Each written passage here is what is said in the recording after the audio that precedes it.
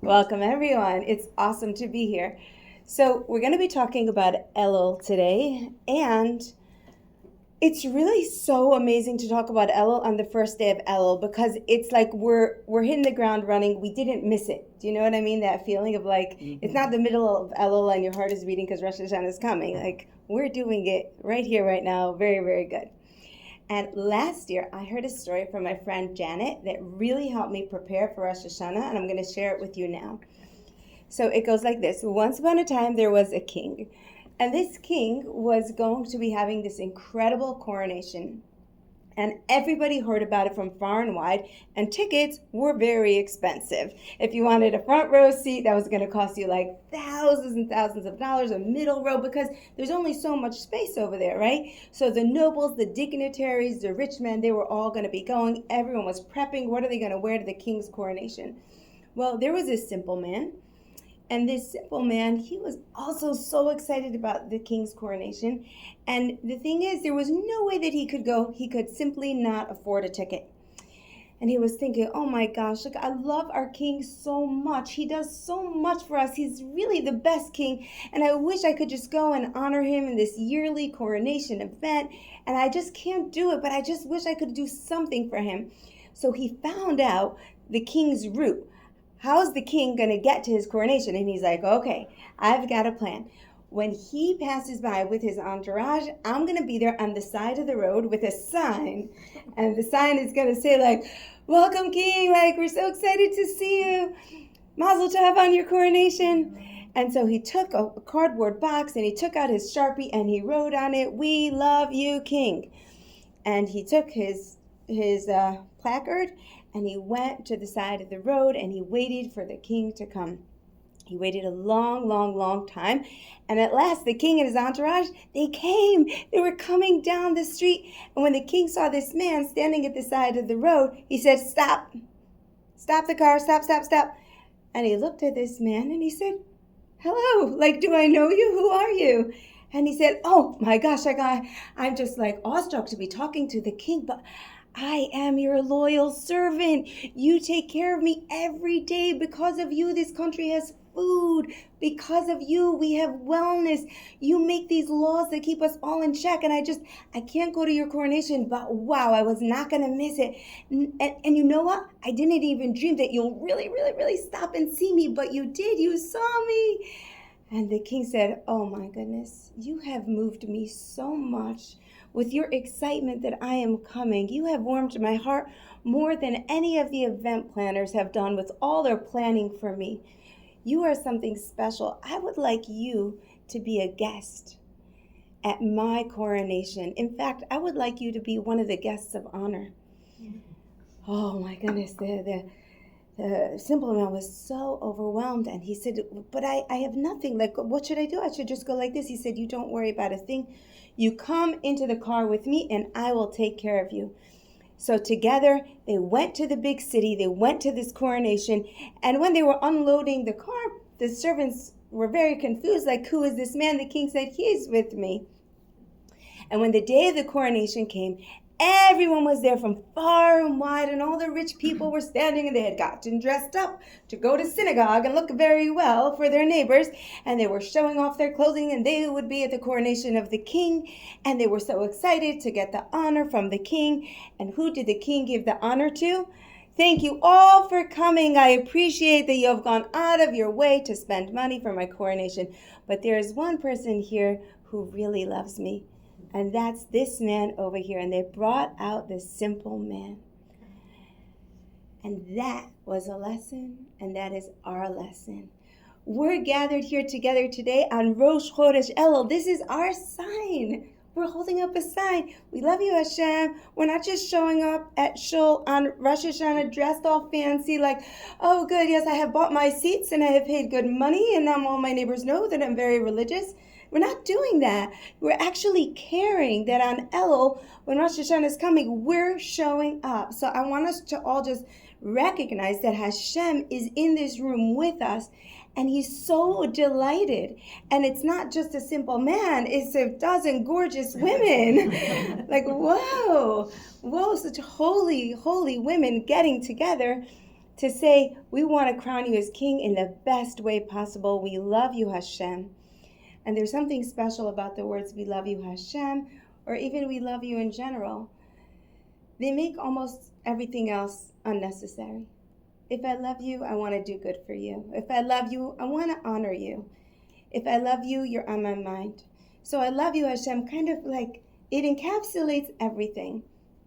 And maybe that's why Elul stands for this very famous verse, which we know, Ani lidodi vidodi li.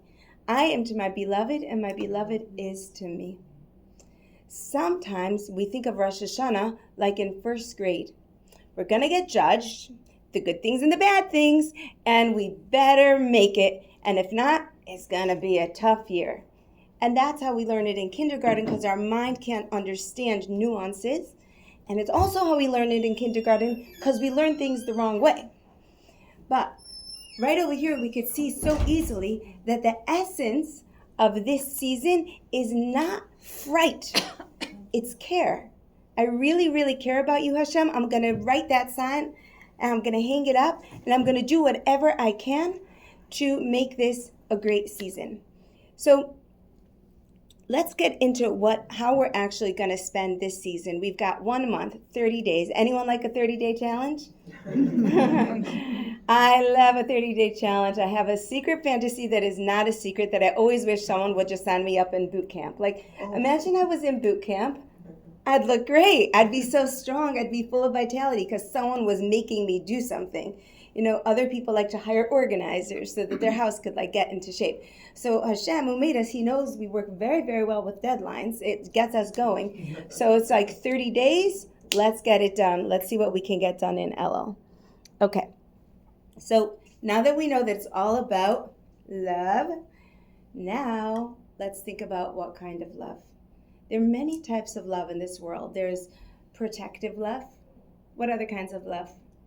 Romantic love. Romantic love. What else? Emotional. Emotional love. Parental love. Parental love. Yeah. Unconditional love. Unconditional love. Incredible. So many types of love. Right? Tough love. Tough love is love. So what's fascinating is that you would think that this time of year is about tough love, like my boot camp fantasy, right? But it's not at all about tough love. It's about emotional, unconditional, romantic, parental love, right? It's about all the soft loves in the world. And there's a little anecdote that always pops up in my mind. It must have happened to me when my kids were younger. But it's this scene where I tell my child, your room's a mess. You have to clean it up. And they say to me, I can't. I have ADD. Or just it's too messy. It's too messy. I can't do it. It's too messy. And I give them some instructions. And I say, listen, just do one portion at a time. You clean up the floor. Oh, you guys know this, your moms. First you clean the floor, then you put stuff on the bed, then you clean the bed. That's all. Then it'll be manageable. And then I go in there and I see them. I see their room and they're like, Mommy, I'm finished. And I look at their room and it is not finished. Do I say, you are really bad at cleaning up? You're just terrible at this. I can't believe you just spent an hour. This is all you did. And I would never say that, right?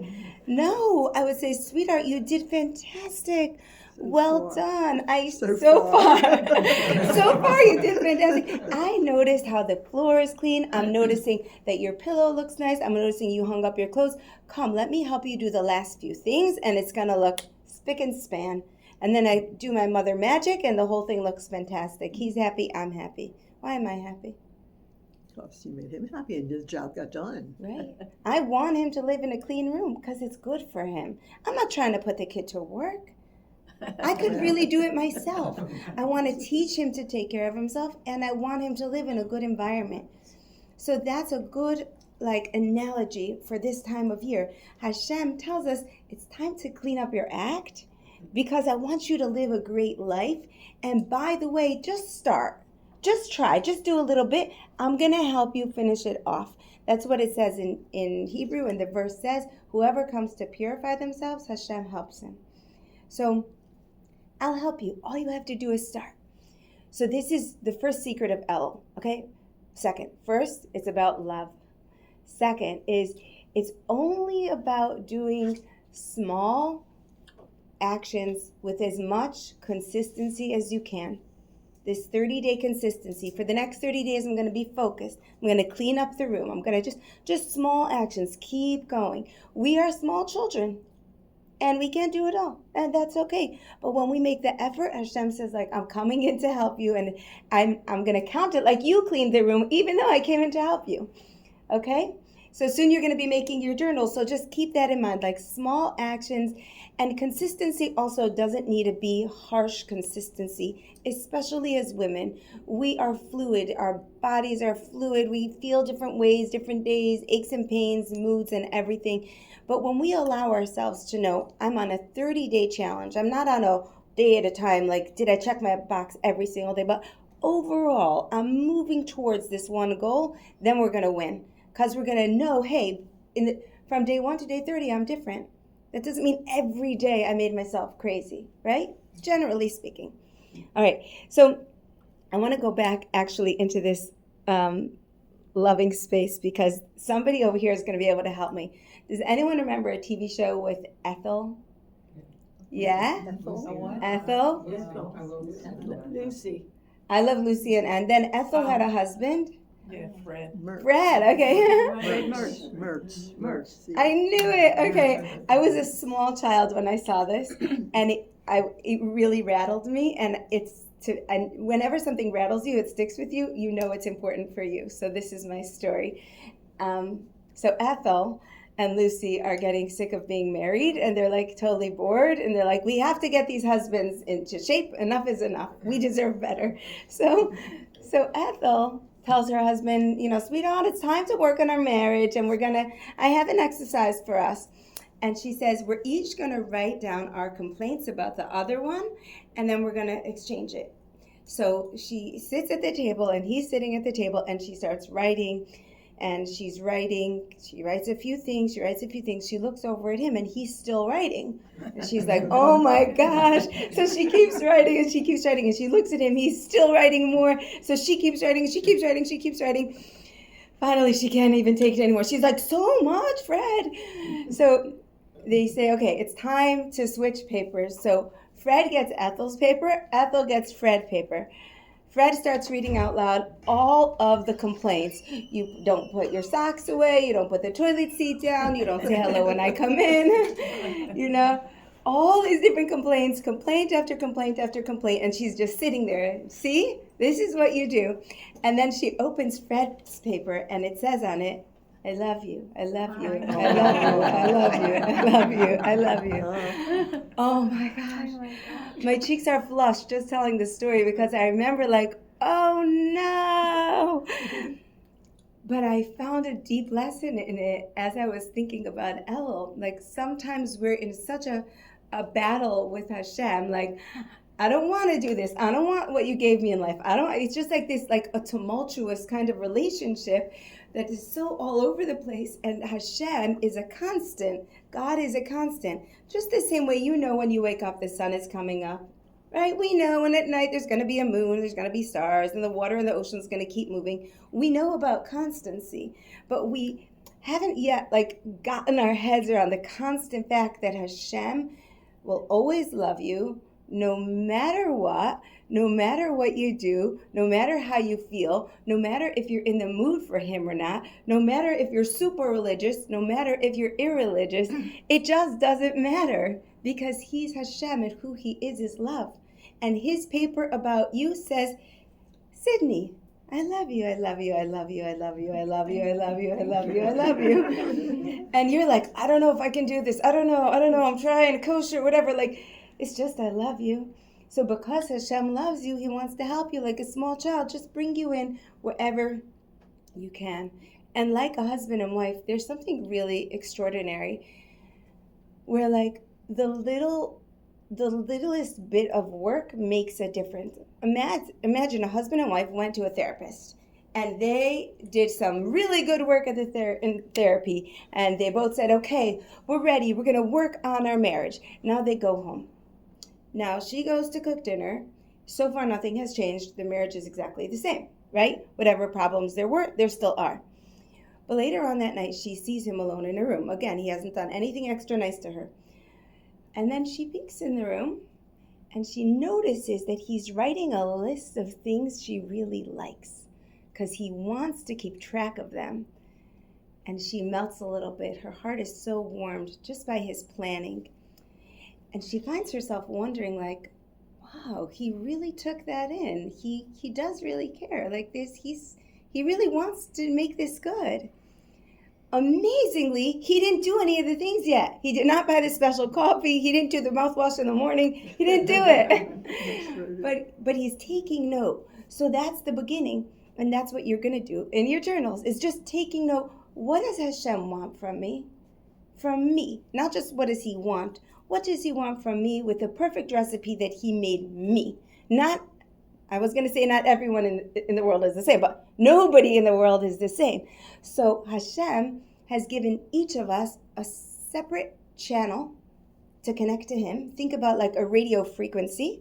You have like a huge frequency called your neshama that connects to Hashem in a still, quiet voice that lives inside of you. That when you're quiet and you dare to listen to it, you can feel, oh, this is what Hashem wants from me. Sometimes we ignore that voice because if we listen to it, then we have to do it. And the other part of ourselves that is lazy and scared is like, no, don't tell me what to do. But it just doesn't know that that voice is going to lead us home. But in Elul, like this flyer said, the king is in the field. And when the king is in the field, we can feel much closer to that voice. We could really listen into it. Did you ever hear of the word field outside of a field of grass? Anyone here ever hear of other types of fields? Football field. A football field. Beautiful. Professional. A professional field. Yes, the field of medicine. Force field. A force field. Nobody knows what that is. It's the invisible force field. In energy and physics, etc., they talk about the field, which is the energetic space in between. Here, look at your friends across the room, and I want you to see first each of their beautiful faces. Each one a gorgeous neshama after the next. Unbelievable special people. Now, I want you to look in the spaces between them and notice that there is something in the spaces between them. It's not really empty. There's an energy because there's a beautiful unity and friendship in this room. There's a connection over here. You don't have to see it. You just know it. Yeah, these are not strangers, obviously. Yeah, so the king is in the field can also be interpreted in our minds as the king is in the field. Hashem's divine presence is in the field of energy around us and within us. And when we tap into it, wow, we are going to go places. Okay. Now, in order to know of Hashem's love for us, there is something else that we have to know. And that is, we have to know who is us. We just spoke about Hashem is always loving.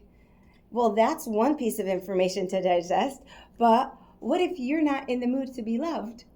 What if you're feeling pretty bad about yourself today? What if you don't think you're worthy of love? What if you didn't have parental love that will model for you what love could actually feel like? So the other part of the equation of Hashem's love is self-love, knowing who we are. Imagine someone is married to someone who has very, very low self-esteem. It's very hard to live with them. It's very hard to love them. It's very hard to give to them. You want to build with them. You don't want a child to take care of. You want a beloved that can meet you face to face, like the cruvim, the cherubs, were face to face. So Hashem wants to meet with us face to face, and not just that. As a king, if we were all, God forbid, penniless, homeless, and illiterate, then being our king would not be very special, right? It would be, here's my kingdom, like we have garbage all over the floor. It wouldn't be very nice. But the honor of Hashem is the greatness of his people. When we are in our greatness, that's an honor to Hashem. And that's why, listen carefully, because this is a cool one, Rosh Hashanah is the coronation of the king, of Hashem, and it's also the birthday of mankind. Hashem becomes the king when mankind is born. We're together. He needs us to be in our greatness. So let's talk for a few minutes about our own greatness. Okay. So,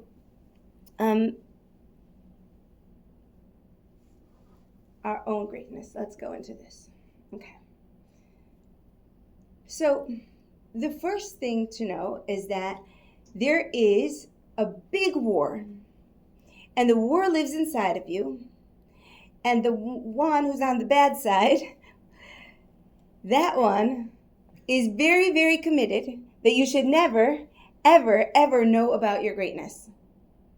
If you knew about your greatness, it would be very easy for you to do the right thing. For example, if I am the president of the United States, we have had presidents that have been immoral, right? But you would think, I don't know where I'm going with this. I know where I think I'm going with this example. What I'm trying to say is, if you have this incredible role, right, or this public role, it's an automatic stop to, he's not gonna scratch his toes in public because he's the president, right? He has, this is not going well. We're going to back away from presidents. We'll hang with you. Okay, we'll try it again. If you know that you are Caitlin over here, working for the synagogue, you're not going to put your feet up on your desk and, do like crazy things and guzzle down Mountain Dew and you're just not going to, watch videos and not answer the phone. You're just not going to do that. The actual role that you're in create certain stops to it. So if you knew who you really are, that would create a very strong stop to things that aren't good for you because they just wouldn't befit you. You would know, I'm a queen. I'm a daughter of God. Honestly, it doesn't get higher than that. But for right now, what I want to point us to is a path to our personal greatness. Okay? A path to our personal greatness is always going to start with awareness that we already are great. So for example, I am not going to be inviting you to the NFL. I'm so sorry. But you just don't play a great football, right? But there might be a college, you look pretty sporty. There might be someone in college, a kid who's 18, and he may get drafted and he might not make it to the NFL, but he might make it up the ranks in the leagues. Why is he getting chosen and not you? Because he's already good at football. So the thing about greatness is, don't think one day I have to be great at organizing, I have to be great in this, and great at praying. If you want it, you already have it. If you didn't already have it, you wouldn't want it. For example, a TV doesn't want food. It's not related. You see what I'm saying? Mm-hmm. She does not want to be in the football league. If it's something that you are drawn to, it means it's inside of you, and you have this inner recognition of, hey, I need more of that in order to achieve the levels I need to achieve. Mm-hmm. Now, once you know that rule, and it's a very interesting rule, you can find its correlation in science, medicine, all kinds of interesting things that I don't know enough about, but I just hear whoa. But basically, or as my friend likes to say, it's the rule of you spot it, you got it. So let's say you say, wow, that person is so kind, they're so amazing, I wish I was like her. You're recognizing kindness in her because the kindness in you is there and it wants to come out more. So that's rule number 1. And then rule number 2 is you've got to call it forth. That means you have to call on the greatness by its name, and I'm going to end by teaching you how that's done. Okay? So there is an approach to parenting that I'm not an expert in, but I've become very curious about.